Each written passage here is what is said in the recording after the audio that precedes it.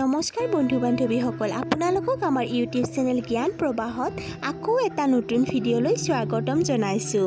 আজি আমি এটা চৰাইৰ কথা আলোচনা কৰিম। এটা আচৰিত চৰাই। আপোনালোকে নিশ্চয় জানে যে চৰাই বুলি ক'লে সাধাৰণতে প্ৰায়ভাগ চৰায়ে ফল মূল, পোক পৰুৱা, কীট পতংগ, মাছ আৰু গেলাপচা মাংস আদি খায়। কিন্তু আজি আমি এনেকুৱা এটা চৰাইৰ বিষয়ে আলোচনা কৰিম যিটো চৰায়ে বান্দৰ খায়। আপোনালোকে নিশ্চয় আচৰিত হৈছে, বান্দৰ খোৱা চৰাই সঁচাকৈ বৰ আচৰিত। হয় বন্ধু বান্ধৱীসকল, এই আচৰিত চৰাইটোৱে বান্দৰ খায়। আজি আমি ফিলিপাইন ঈগলৰ বিষয়ে আলোচনা কৰিম। আহকচোন তেতিয়াহ'লে ভিডিঅ'টো আৰম্ভ কৰোঁ।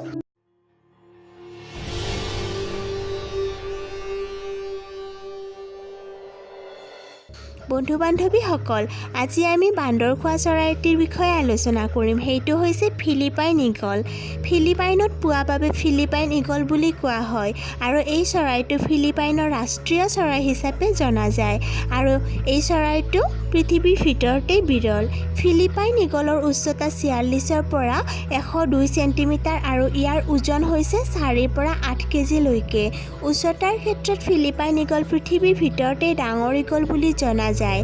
ফিলিপাইন ঈগল একমাত্ৰ চিকাৰ কৰা চৰাই যাৰ চকু নীলা ৰঙৰ আৰু এই চৰাইবিধে মানুহতকৈ 8 গুণ বেছি দূৰৰ বস্তু দেখা পায়। ফিলিপাইন ঈগলে বাদুলি, কেৰ্কেটুৱা, সাপৰ লগতে বান্দৰো খায়। বান্দৰ খোৱাৰ বাবে ফিলিপাইন ঈগলক মাংকি ইটিং ঈগল বুলিও কোৱা হয়। ফিলিপাইন ঈগলে 2 বছৰৰ মূৰে মূৰে কেৱল এটাহে কণী পাৰে।